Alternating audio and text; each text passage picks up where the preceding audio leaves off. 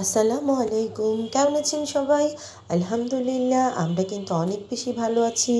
আমি মৌরি চলে আসলাম আজকের ব্লগ নিয়ে আপনাদের সামনে। আজকে আমরা চলে আসলাম আমার মেয়েদের স্কুলে। স্কুলে আজকে ছিল পিঠা মেলা। তো ওই পিঠা মেলাতে আমার মেয়ে খুব আবদার করছিল, আম্মু চলে আসো আজকে তুমি। ফোন করে ও বলল, তাই চলে আসলাম। ও চেয়েছিল আমরাও একটা দোকান নিয়ে পিঠা মেলায় করি এরকম সাজিয়ে, কিন্তু আমি এত বেশি বিজি থাকার কারণে হয়ে ওঠেনি। সোনারগাঁয়ে থেকে আবার ঢাকায়, এরকম করেই আমার জীবন এখন চলছে। আর বিশেষ করে আমার হাজব্যান্ড সাথে থাকার কারণে আমরা বেশি বিজি হয়ে গিয়েছি।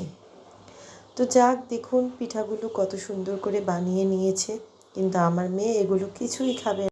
আমার মনে হয় প্রতিটা স্কুলে এরকম পিঠা মেলা করা প্রয়োজন, কারণ আমাদের বাচ্চারা শহরে জীবনযাপন করে, তাই অনেক পিঠার নামই তারা জানে না, অনেক কিছুর নামই তারা ঠিকমতো বলতে পারে না। যেমন আমার মেয়েই তো বলতে পারে না, ও পিঠার নাম বলতে পারে না।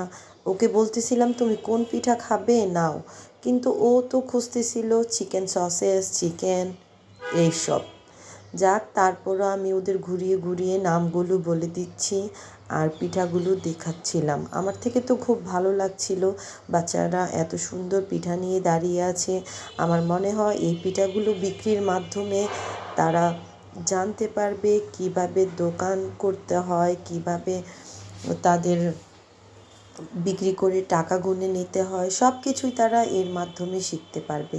দেখুন, এখানে কিন্তু এক আপু ড্রেসের দোকানও নিয়ে আসছিল। ড্রেসগুলো অনেক সুন্দর ছিল, আমার তো খুব ভালো লাগছিল, আমিও দেখতেছিলাম ড্রেসগুলো। তারপর এখানে একটা পিঠা, যেটা আমি নতুন নাম শুনেছি, এটার নাম হচ্ছে হৃদয় হরণ পিঠা। তো আমি এই পিঠাটা একটু খেয়ে নিলাম। আর এখানে তো দেখতেই পারছেন আমার মেয়ে বার্গার খাবে, চিকেন খাবে, ওই পিঠা খাবে না, তাই। আর আমরা তো অনেক মজা করে সব দেখছিলাম, খুব ভালো লাগছিল আমাদের দেখতে। আর এই যে এখানে দেখুন আমাদের পরিচিত ভালোবাসার আপুরা, ভাবিরা পিঠা নিয়ে বসেছে। সে নিয়ে এসেছে চিতই পিঠা, তারপর চাপটি পিঠা, এইসব। এরকম সময় আমি গিয়েছি যেই সময় তাদের বেচা বিক্রি বেশিরভাগই শেষ হয়ে গিয়েছিল। তারপরও আমাদের দেখতে খুবই ভালো লাগছিল।